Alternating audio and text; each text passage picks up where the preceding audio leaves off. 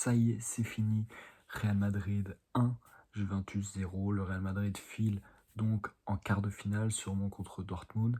On était face à une Juventus qui semblait assez faible, mais au final, on a galéré. On va pas se mentir, le Real Madrid donc file en quart de finale, mais c'était pas un huitième très simple, très clairement. Donc, j'ai pris des notes. On va donc analyser tout ce match ensemble.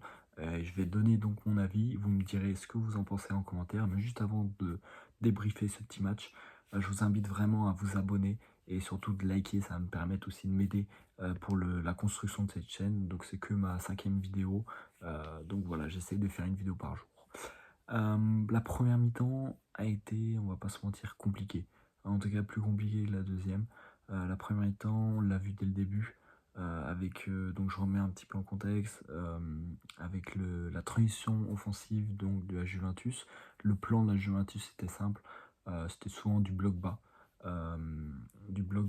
et surtout en transition défensive, pardon. Et donc on l'a vu avec Colomwani qui est donc parti tout seul face au gardien, face à Courtois, qui a fait un joli piqué franchement. Et il me semble que voilà, la personne qui est en retard, c'était Rudiger. Euh, dans cette vidéo, je vais tacler Rudiger. Je suis désolé parce que je trouve il a fait beaucoup d'erreurs et il a servi pas à rien, mais presque. En fait, des fois, on ne savait pas ce qu'il faisait. Il était là, il ceinturait la personne en face, mais ça servait à rien parce qu'au final, Colomoni a réussi plusieurs fois à passer. Donc je trouvais que je dirais que c'est un des joueurs qui m'a le plus déçu, qui m'a le plus. Voilà, pour moi, c'était le plus mauvais joueur sur le terrain, Rudiger, clairement. Et donc, on voit que le Real Madrid a encore du mal défensivement, clairement. Et même, je dirais que dans le pressing, il y a toujours un cran de retard. À chaque fois, il y a toujours un cran de retard. Là, je parle surtout pour la première mi-temps. Il y avait toujours un cran de retard. On sentait même, je regardais un petit peu Trent et Bellingham. Donc, Bellingham était un petit peu à droite. Mais Trent, des fois, fallait qu'il monte, mais il savait pas. Du coup, on le voyait, il hésitait, regardait entre les deux. Je dois prendre quel joueur? Il savait pas. Et en fait, c'est comme ça qu'en fait, un pressing, il faut absolument que ce soit coordonné et que tout le monde fasse les efforts et que tout le monde soit sur ses joueurs, etc. Sinon, ça peut pas fonctionner. S'il y a forcément un joueur de libre, ça déséquilibre tout, pardon. Même si les 10 autres joueurs font bien le pressing, s'il y en a un qui fait le mauvais le pressing, ça peut pas fonctionner. Donc là, j'ai visité Trent, mais c'était pas le seul. Euh, voilà, c'était quand même assez compliqué. Ensuite, donc j'ai noté que Real Madrid, surtout par exemple autour de la 10e minute, Real Madrid, je dirais trop attentiste.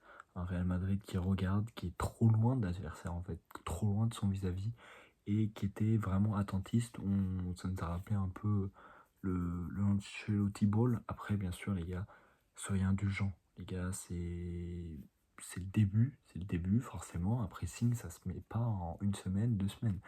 Donc forcément, c'était compliqué, mais je pense on a tous été un petit peu déçus parce que c'est vrai que ce qu'on avait vu avec Leipzig, enfin contre Leipzig, ça nous avait rassuré. Mais sauf que les RB Salzbourg, Salzbourg. Contre Salzbourg, on a eu un bon pressing, etc., un bon jeu collectif. Donc là, forcément, ça nous a un peu refroidi. Mais franchement, faut être patient, voilà, très clairement. Ensuite, j'ai noté aussi que Trent, j'ai pas trop aimé son match. Encore une fois, là, c'est pareil, c'est dans la continuité aussi. Faut être patient. Je trouvais que quand même, il a mieux fini son match qu'il a commencé. Mais c'est vrai que je trouve qu'il a du mal à tenter des choses. Il fait beaucoup de passes latérales, etc. Des passes simples, on va dire.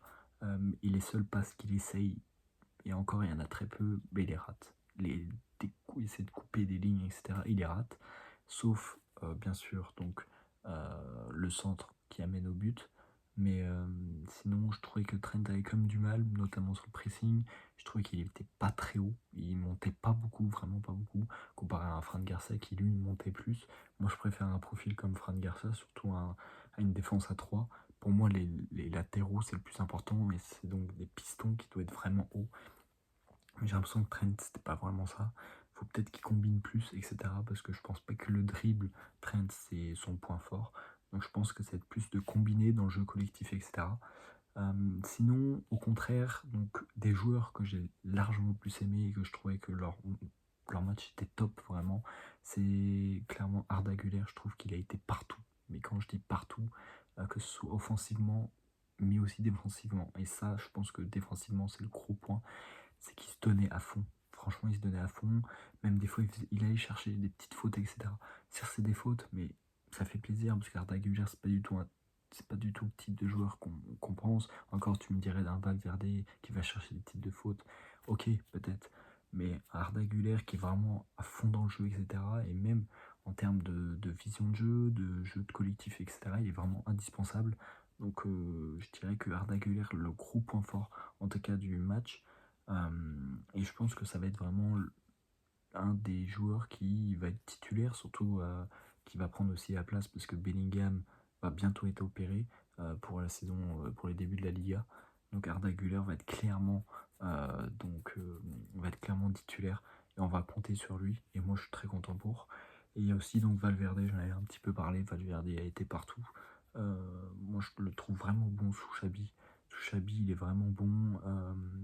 Et je trouve qu'il s'améliore comparé à la saison dernière. En tout cas, parce qu'il y a 2 ans, il était bon. Mais là, j'ai l'impression qu'on retrouve un vrai Fede Valverde. Et à chaque fois, par exemple sur les corners ou je sais pas quoi, à chaque fois, tu as tout le temps Valverde qui revient, qui prend la balle et qui donc la récupère. Donc ça, je trouve que c'est vraiment un apport aussi consécutif.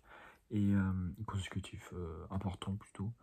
Et je dirais peut-être Bellingham. Bellingham, son côté droit, comme ça, il a été positionné souvent au côté droit. À part une action où il a fait une feinte après une frappe qui était magnifique. Mais je trouve que Bellingham, faut pas le mettre sur un côté, vraiment. C'est pas du tout un joueur comme ça. Et moi, pour moi, faut vraiment le mettre libre, comme face à Salzbourg. Et son côté droit, etc., c'est vraiment pas son poste. Et moi, j'aime pas du tout quand il est coltiné sur un côté, etc. Bon, il était pas vraiment sur le côté, mais il était quand même vachement axé droit. Et au final, on voit que c'est pas sa position naturelle et donc il revient toujours. C'est aussi pourquoi, peut-être ça excuse un petit peu Trent, parce que le jeu est quand même vachement sur la gauche, ce qui a toujours été au Real Madrid. Donc je me dis que un Franco Mastotono là-dedans, c'est vrai que là, par contre, c'est un apport vraiment important parce que un Franco Mastotono, lui, serait à droite. Et donc ça basculerait peut-être aussi un peu le jeu et ça aiderait aussi Alexander Arnold. Donc c'est, je pense, une bonne conclusion à tenir. Sinon, je dirais que peut-être aussi Bellingham se cache un peu trop. Voilà, certes, peut-être t'as pas des ballons tout le temps, mais arrête de te cacher alors. Essaye de revenir un peu plus bas pour avoir des ballons, etc. Après, peut-être c'était les consignes du coach. Sinon, j'ai noté que oui, à la 38e, on se faisait chier. Ça c'est clair, clair et évident. À un moment, on se faisait chier dans le jeu. Mais après, heureusement que la deuxième mi-temps est arrivée. Le début de la seconde mi-temps était vraiment bon. Enfin, en tout cas, je trouve qu'il a été meilleur. Moi, ce que j'aime bien, c'est avec Xabi Alonso, c'est soit on fait une première mi-temps très bonne, après voilà, etc. Mais il y a toujours un changement. À la mi-temps, etc., il y a un changement. Et donc là, à la seconde mi-temps, on sent qu'il y a eu une différence, etc. Qui après a été amené par le but de Gonzalo. Gonzalo, on l'a presque pas vu en première mi-temps. Euh, je dirais peut-être aussi parce que la Juve, avec leur défense à 3 nous a fait du mal. Parce que nous, on n'avait que 2 attaquants, c'était très compliqué de les trouver. Mais le magnifique centre de Trent, avec la tête magnifique de Gonzalo, Gonzalo va être clairement un joueur de rotation qui va, je pense, pas mal jouer pour la saison prochaine. Donc j'ai beaucoup aimé. Sinon, j'ai beaucoup aussi aimé le match de Fran. Faut le noter parce que je suis pas très fan. Je suis vraiment pas fan de ce joueur, de Fran Garcia. Mais je trouve qu'il a été bon et c'était un battant. Il s'est toujours battu et il a toujours eu les bons choix. Donc je trouve que c'était vraiment bien. Euh, Sinon, pour conclure, c'est pas le match de notre vie. On, on peut en retirer quelque chose, quelques petits détails, mais pas non plus énormément de trucs. C'est un peu un sentiment un peu frustrant, un peu de la frustration, je dirais. Euh, mais on a vu avec l'entrée de Mbappé, Vinicius et Mbappé, peut-être ça va fonctionner enfin, j'espère. Et c'est sûr que là, si demain on affronte le PSG, je pense sincèrement qu'on peut se faire éclater 3-4-0. Je pense. Donc moi j'ai très peur que. Parce que là si on en quart on affronte Dortmund et qu'on les gagne, on affronte le PSG normalement. S'il se trouve pas, j'ai très peur moi. Parce que je pense que franchement on n'est vraiment pas prêt face à un grand club.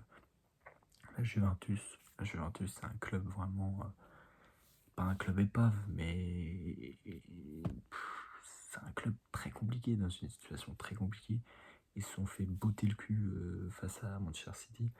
Donc c'était compliqué et nous on a quand même assez galéré. Mais bon, on voit bien que Manchester City, eux, par exemple, ont perdu contre Al Hilal. Je dirais que c'est une compétition, faut pas tout prendre au premier degré. Faut essayer de se dire que c'est une compétition, certes, voilà, mais c'est pas la plus importante. Si on gagne, c'est bien. Si on gagne pas, on aura progressé, c'est le plus important. Euh, donc je pense que faut peut-être aussi la prendre un peu moins, un peu baisser d'exigence, parce que je dirais qu'on a peut-être des exigences trop hautes par rapport à cette compétition, mais ce qui est normal, parce qu'il y a un nouveau coach, il y a des nouveaux joueurs, après une saison complètement ratée, etc. Ce qui est normal, moi-même le premier. Donc voilà. Eh bien, je pense que j'ai à peu près tout dit sur ce match. Si vous voyez des choses, n'hésitez pas à me le dire. Et surtout, likez cette vidéo, ça m'aiderait énormément. Et surtout, abonnez-vous, et ciao.